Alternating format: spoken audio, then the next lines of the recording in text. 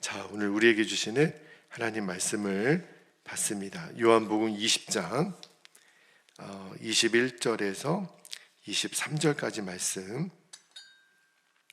요한복음 20장 21절 23절까지 말씀 한 절씩은 교독하고요. 23절은 같이 읽도록 하겠습니다. 21절입니다. 예수께서 또 이르시되 너희에게 평강이 있을지어다. 아버지께서 나를 보내신 것 같이 나도 너희를 보내노라. 이 말씀을 하시고 그들을 명하사 숨을 내쉬며 이르시되 성령을 받으라. 23절 함께요. 너희가 누구의 죄든지 사하면 사하여질 것이요 누구의 죄든지 그대로 두면 그대로 있으리라 하시니라. 아멘. 하나님 말씀입니다. 오늘 새벽에는 여기 22절 후반부에 있는 숨을 내쉬며 이르시되 성령을 받으라. 오늘 설교 제목입니다. 여러분, 제가 지난주 금요일에도 말씀을 드렸지만 부활하신 예수님이 제자들에게 나타나셔서 제일 먼저 말씀하신 게 뭐라 그랬죠? 자, 19절 말씀 제가 다시 한번 읽어드릴게요. 너희에게 평강이 있을지어다. 그렇죠? 제자들에게 제일 먼저 주신 말씀, 그 이유는 예수님이 제일 주시고 싶은 것이 평강이었고 또 제자들에게 제일 필요한 것이 평강이었다 말씀을 드렸죠. 여러분, 평강은요 예수님만 주실 수 있는 거예요. 왜 그러냐면 예수님이 십자가에서 저와 여러분의 죄의 문제를 해결하셨잖아요. 그러니까 죄가 있는 사람은요 절대로 평강을 누릴 수가 없습니다. 그러므로 이 죄와 평강은요 공존할 수가 없어요. 여러분, 조현병이라고 들어보셨나요? 옛날에는 정신분열증 또는 정신병, 요즘은 이게 조현증이라고 얘기를 하는데, 여러분 조현증에 걸리는 사람들이 제일 왜 걸리는 줄 아십니까? 그 조현증에 걸리는 이유가 사실은 죄 때문에 그래요. 더 정확히 말하면 그 죄책감, 그 죄책감 때문에 이 정신적인 문제를 겪고 있는 분들이 너무 많아요. 그러니까 의학적으로 통계를 냈다 그러죠. 당신은 용서함을 받았습니다. 죄사함을 받았습니다. 그리고 그 환자가 맞습니다. 내가 죄사함을 받았습니다라고 인정하는 믿음이 생기면 그 사람의 거의 70% 80%는 그 조현증에서 노임을 받는다 그래요. 그런데 우리가 죄를 짓잖아요. 그러면 우리 마음에 평강이 사라집니다. 너무너무 놀랍죠. 그러니까 이 죄책감에 시달리는 사람은요 마음이 병들 수밖에 없어요. 언제까지요? 그 마음으로부터 용서함을 받기까지는 계속 마음이 불안한 거예요. 여러분, 예수님을 믿어야 왜 우리가 평강을 누리냐면 그래야 내 죄가 사함을 받으니까. 예수님이 우리의 죄를 사하시기 때문에 우리에게 평강이 임하는 거예요. 여러분, 예수님만이 우리의 죄를 용서하실 수가 있잖아요. 이사야 53장 5절 말씀에 보면 그가 징계를 받음으로 우리가 뭘 누리고요? 평화를 누리고, 예수님의 십자가 때문에 우리에게 주어지는 게 평화라는 거예요. 그런데 마귀는요 저와 여러분의 이 평강을 빼앗으려고 마귀가 하는 짓이 뭐예요? 계속 죄를 짓게 하는 거예요. 마귀의 목적은요 우리의 평안을 뺏는 거예요. 왜 그러냐면 우리의 평안을 뺏으면 우리의 평안 속에 맡겨져 있는 우리의 마음도 마귀가 뺏을 수 있다는 것을 기가 막히게 아는 거예요. 그러니까 우리의 마음의 생각과 우리의 그 마음을 지키는 게 바로 평강이에요. 그래서 빌립보서 4장 7절에 사도 바울이 이렇게 권면하죠. 그리하면 모든 지각에 뛰어난 하나님의 뭐가요? 평강이 그리스도 예수 안에서 너희의 뭘 지킨다고요? 마음과 생각을 지키시리라. 아, 그렇구나. 평강이, 평안이, 그 샬롬이 내 마음의 생각과 내 마음을 지키는 거구나. 자, 오늘 21절 말씀을 다시 한번 볼게요. 19절에 이어서 예수님이 제자들에게 또 한 번 말씀하시기를 21절에 예수께서 또 이르시되 너희에게 평강이 있을지어다. 아버지께서 나를 보내신 것 같이 나도 너희를 보내노라. 예수님이 너무 중요하니까 두 번이나 반복해서 평강이 너희에게 있을지어다 말씀하잖아요. 여러분, 그러면서 21절 이 후반절에 보면 평강을 받은 자들에게 예수님이 뭘 말씀하시냐면 아버지께서 나를 보내신 것 같이 나도 너희를 보내노라. 자, 예수님이 제자들을 보내신대요. 그러면 보내시는 장소가 있을 거 아니에요, 그죠? 어디로 보내시는 거예요? 누구에게 보내시는 거예요? 세상으로, 세상에 아직도 그 평강을 누리지 못하는 사람들에게 보내는 거예요. 여러분, 죄가 있는 사람은 하나님이 주시는 평강을 누릴 수 없다 그랬죠. 왜 그러냐면 이 죄는요, 제가 로마서 8장을 강의하면서 또 말씀을 드리겠지만 죄는 하나님과 우리 사이를 원수로 만들어요. 여러분, 하나님과 우리 사이는 화목하게 되어야 되는 게 원래 하나님의 계획인데 죄가 우리 안에 들어오면 하나님과 내 사이가 원수가 돼요.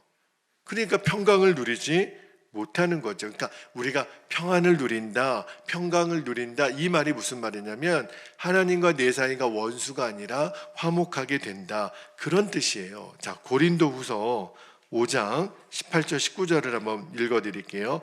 고린도후서 5장 18절, 모든 것이 하나님께로부터 났으며 그가 그리스도로 말미암아 우리를 자기와 어떻게 하시고요? 화목하게 하시고 또 우리에게 어떤 직분이요? 화목하게 하는 직분을 주셨으니 19절에 곧 하나님께서 그리스도 안에 계시사 세상과 자기와 화목하게 하시며 그들의 죄를 그들에게 돌리지 아니하시고 화목하게 하는 말씀을 우리에게 부탁하셨느니라. 이 말씀이 핵심이 뭐냐면 예수님이 십자가에서 화목 제물이 되셔서 하나님과 우리 사이를 화해시켰다는 거예요. 하나님과 우리 사이가 더 이상 원수 관계가 아니라 화목하게 되었다라는 거예요. 그것이 바로 예수님을 이 땅에 보내신 목적이에요. 예수님이 왜 이 땅에 오셨냐면 하나님과 우리 사이가 죄 때문에 원수가 되었던 우리 사이를 예수님이 십자가의 화목 제물로 드려짐으로 이제는 하나님과 우리 사이가 원수가 아니라 화목하게 된 거예요. 그래서 우리가 평강을 누리는 거예요. 평강은 하나님이 주시는 거니까. 그런데 여기 사도 바울이 화목제물이 된 예수님 때문에 우리가 하나님과 화해가 돼서 평강을 누리고 있는 우리에게, 자 여기 18절에 보면 화목하게 하는 직분을 주셨다. 그리고 19절에는 화목하게 하는 말씀을 우리에게 부탁하셨다. 이 말씀이 우리 조금 전에 읽었던 21절에 나오는 예수님이 제자들에게 나도 너희를 보내노라, 그 말씀이에요. 나도 너희를 보낸다, 이 말은 너희들이 이제 세상에 가서 내가 하나님과 너희 사이를 죄 때문에 원수되었던 너희 사이를 화목하게 한 것처럼 너희도 세상에 나아가서 하나님과 죄로 인하여 원수지간이 되었던 세상 사람들에게 화목하게 하는 직분, 그들에게 참 평강을 주는, 쉽게 말하면 복음을 전하라는 거예요. 그러니까 우리가 복음을 전하잖아요. 이번 한 주간이 너무너무 우리에게 중요합니다.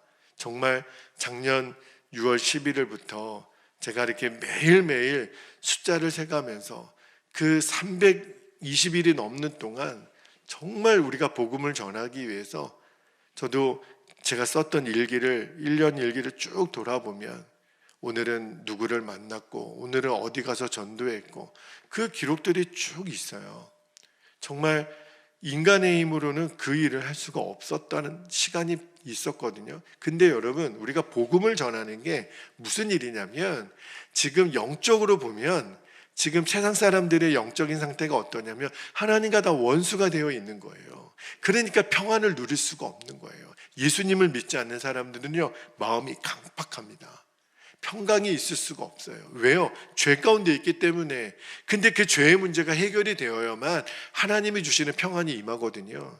그러니까 영적으로 보면 예수 안 믿는 사람들, 복음을 모르는 사람들은 마음이 강박합니다. 우리가 해야 될 일이 뭐죠?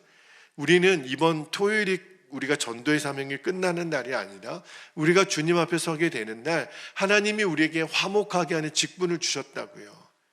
그 세상 사람들에게 복음을 전해줘서 죄로 인하여 하나님과 원수되었던 그들에게 그 화평을 주는 그 사명을 하나님이 우리에게 주신 거예요. 그래서 제자들에게 내가 너희를 보낸다. 이거는 제자들에게 주신 명령만이 아니라 저와 여러분에게도 주신 명령이에요. 자, 그런데 23절 말씀 볼게요.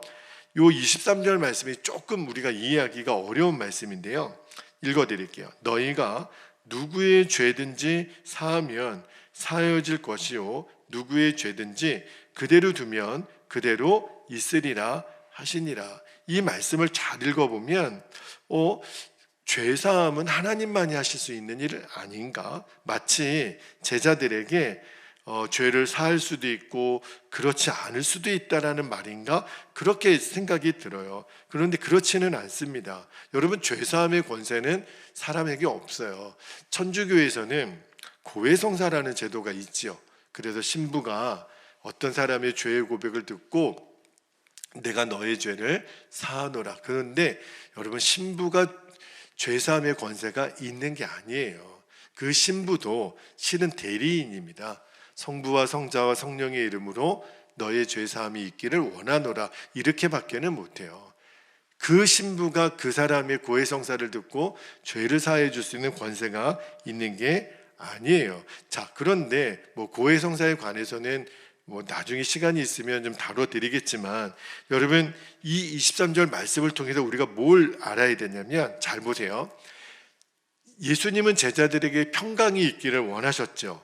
그런데 동시에 이 땅에 하나님과 원수된 자들이 지금 평강을 누리지 못하고 있거든요. 그래서 내가 너희를 보낸다, 그렇게 말씀하셨잖아요.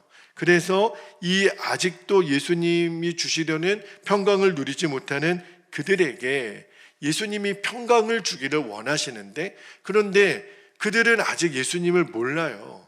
그들에게 평강이 있다라는 것을 알려줄 수 있는 도구는 저와 여러분이 감당을 해야 돼요. 그래서 제자들에게 나도 너희를 보낸다, 이렇게 말씀하신 거잖아요. 자, 우리 주변에 지금 이 평강을 누리지 못하는 사람이 너무너무 많아요. 그래서 우리가 때를 얻든지 못 얻든지 복음을 전하는 거잖아요. 그래서 우리에게도 나도 너희를 세상에 보낸다, 우리에게 주신 말씀이거든요. 자, 그런데 저와 여러분에게 목사님, 저도 알아요. 우리가 세상 사람들에게 복음을 전해야 되는 거, 전도에 대한 부담감 우리에게 다 있잖아요. 그런데 우리의 힘으로는 이 일을 감당할 수가 없어요. 그래서 오늘 설교의 핵심이 오늘 22절인데요. 우리의 힘으로는 그 전도의 사명을 감당할 수 없기 때문에 우리 주님이 뭐라고 말씀하시냐면 성령을 보내주셨다라는 거예요. 자, 22절 말씀을 볼게요. 너무너무 중요한 말씀입니다.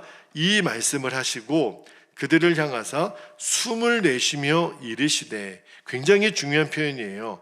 성령을 받으라.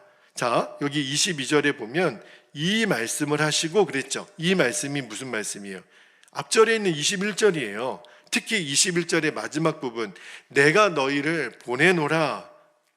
여러분, 예수님은 제자들을 보내실 때 그냥 보내신 게 아니라는 거예요. 분명히 말씀하시기를 성령을 받으라. 그런데 여기 22절에 예수님께서 제자들에게 성령을 받으라고 말씀하실 때 그 앞부분에 그들을 향하여 숨을 내쉬며, 이 숨을 내쉬며라는 표현이 굉장히 중요합니다. 왜냐하면 신약 성경에서 이 숨을 내쉬며라는 표현이 딱 여기에만 사용이 돼요. 구약 성경에 이 숨을 내쉬며라는 표현이 딱 2번 사용되거든요. 그 사용된 첫 번째 말씀이 어디 있냐면, 자, 창세기 2장 7절만 한번 볼게요. 2장 7절에 보면 여호와 하나님이 땅의 흙으로 사람을 지으시고, 잘 보세요, 생기를 그 코에 어떻게 한다고요? 불어 넣으시니. 이게 바로 숨을 내쉬며랑 똑같은 단어예요. 그러니까 어떤 결과가 생겼냐면 사람이 생명이 되니라.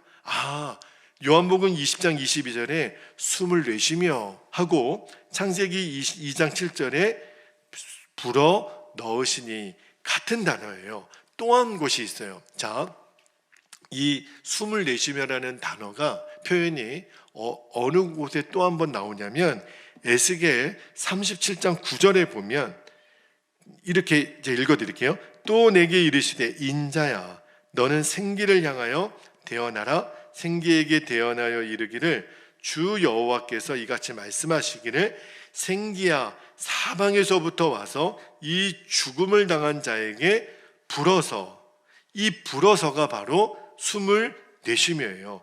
불어서 살아나게 하라 하셨다 하라. 여러분, 이 세 군데 말씀이 굉장히 중요한 이유가 있어요. 창세기 2장 7절에 아담과 하와를 하나님이 만드셨을 때만 해도 흙으로 만드셨지만 아직은 그들이 생명이 된 게 아니에요. 그런데 그 코에 생기를 훅 불어 넣으시니까 생명이 없던 자에게 생명을 주시는 장면이 창세기 2장 7절에 나오죠. 또 하나 에스겔 37장 9절에 보면 이스라엘 백성들이 몸은 살아있으나 그지요? 그러나 그들이 마른 뼈처럼 모든 소망을 잃어버리고 나라는 망하게 되는 그 영적인 현실을 죄 가운데 무너진 이스라엘을 보여주는 거잖아요.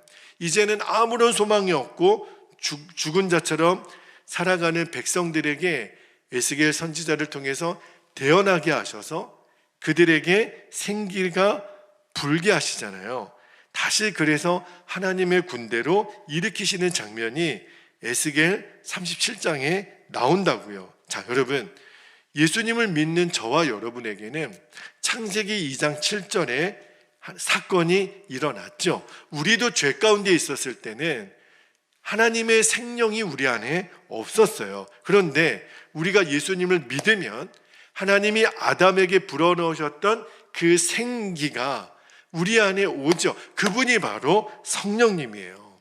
에베소서 2장 1절에 보면 예수님을 믿기 전에는요, 우리가 허물과 죄로 죽었다고 표현이 나와요. 그런데 우리가 예수님을 믿으면 성령이 우리 안에 들어오시죠.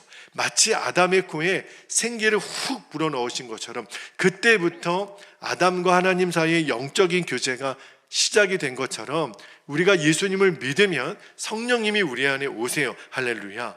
그래서 우리가 하나님 그분과 영적으로 교제할 수 있도록 모든 장치가 완성이 된 거예요. 우리의 영이 살아나서 하나님의 자녀가 되는 것, 이게 다 성령의 역사입니다. 그런데 너무너무 많은 성도들이 하나님의 성령을 받았음에도 불구하고 에스겔의 골짜기의 마른 뼈처럼 소망을 잃고 무기력하게 살아가고 있어요. 이게 너무너무 안타까운 거예요. 하나님이 우리에게 주신 그 평강을 마귀에게 다 뺏기고, 그래서 오늘 말씀을 준비하면서 어떤 마음의 소원이 생겼냐면, 하나님, 지금 마른 뼈같이, 그 골짜기에 가득한 마른 뼈같이 아무런 소망이 없는 오늘날 우리 그리스도인들, 그리고 이 익산 땅에 하나님 생기의 바람이 불어오게 하소서, 생명의 바람이 불어오게 하소서. 거리마다, 골짜기마다 이 익산 땅에 완전히 영적으로 붙잡혀 있는 영혼들에게 하나님의 생기의 바람이 들어가게 하소서. 여러분, 우리는요, 이 땅에 그 어둠에 있는 사람에게 우리는 돈도 줄 수 없고 먹을 것도 줄 수 없어요. 그런데 베드로와 요한이 그 성전 미문에 구걸하는 자에게 이렇게 말하잖아요. 은과 금은 내게 없거니와 내게 있는 곳으로 너에게 주노니 나사렛 예수 그리스도의 이름으로 일어나 걸어라. 일어나 걸어라. 그게 무슨 말이냐면 성령을 받으라, 생기를 받으라, 그 뜻이에요. 우리가 전도할 때마다 영적으로 선포하는 것은 하나님, 이 어두운 영혼에 생기의 바람이 불어오게 하소서. 왜요? 죽어 있으니까 다시 살아나야 돼요. 그 영적인 묶임에서 노임을 받아야 그 영혼은 살아나게 돼 있습니다. 그래서 세상 가운데 그렇게 짓밟혀 살지 않게 되는 거예요. 그래서 제가 우리 성도들을 위해서 기도할 때마다 마음에 하나님, 우리 성도들을 붙잡고 있는 모든 어둠의 영을 몰아낼 수 있는 것은 바로 성령의 역사밖에 없어요. 그러면 우리는 하나님의 군대로 일어나는 겁니다. 할렐루야. 그래서 에스겔 37장 10절에 보면 꿈 같은 말씀을 주시죠. 10절에 이에 내가 그 명령대로 대언하였더니 생기야 들어가라. 생기가 그들에게 들어가매 그들이 곧 살아나서 일어나 서는데 극히 큰 군대더라. 일어나는 거예요. 여러분, 우리 안에 생기가 들어오면 우리는 하나님의 군대로 일어나는 거예요. 저는 이 환상이 보이는 거예요. 아무런 소망이 없는 우리들에게 거룩한 꿈을 갖고 있는 하나님의 군대로 일어나는 것. 지금 가만 육신의 눈으로 보면 아유, 저분에게 인생의 꿈이 있을까? 저분에게 인생의 소망이 있을까? 모르는 일이에요. 그 영혼에게 생기가 들어가면 이런 하나님의 군대가 된다는 거니까요. 여러분, 이스라엘 백성들에게 아무런 소망이 없었어요. 이제 아수르에게 망하고 바벨론에게 망하는 그런 현실밖에 없었던 그들에게 생기의 바람이 들어가니까 일어나 하나님의 군대가 되더라는 거예요. 이것이 우리들이 꾸어야 될 거룩한 꿈인 거예요. 제가 처음에 기도했던 것처럼 지금도 사망의 그늘에 앉아 죽어가는 영혼들이 얼마나 많은데요. 그들에게 가서 이제 우리가 이 생명의 빛으로 그들을 인도하는 거예요. 그래서 예수님이 내가 너희를 보내노라. 그런데 그냥 보내신 게 아니에요. 숨을 내쉬며 이르시되 성령을 받으라. 왜냐하면 우리의 힘으로는 못하니까. 우리가 세상에 평강을 전할 수 있는 유일한 방법은요, 우리가 그 성령을 받는 거예요. 성령이 우리 안에 임하시는 거예요. 여러분, 이미 성령님이 우리 안에 임하여 계시죠. 우리가 오늘도 사모하면 주님, 에스겔 골짜기에 마른 뼈들에게 생기의 바람이 불어왔던 것처럼 뼈와 뼈가 붙고 그들에게 새살이 덮이고 생기가 들어가서 이런 하나님의 군대가 된 역사를 주님, 우리들에게도 주십시오. 우리 베델교회가 그 불쏘시개가 되게 하소서. 성령에 사로잡힌 자들이 하나님 우리 교회 안에 일어나게 하소서. 그래서 여러분, 이 영적으로 보면 이 익산 땅에 마른 뼈와 같은 사람들이 얼마나 많아요.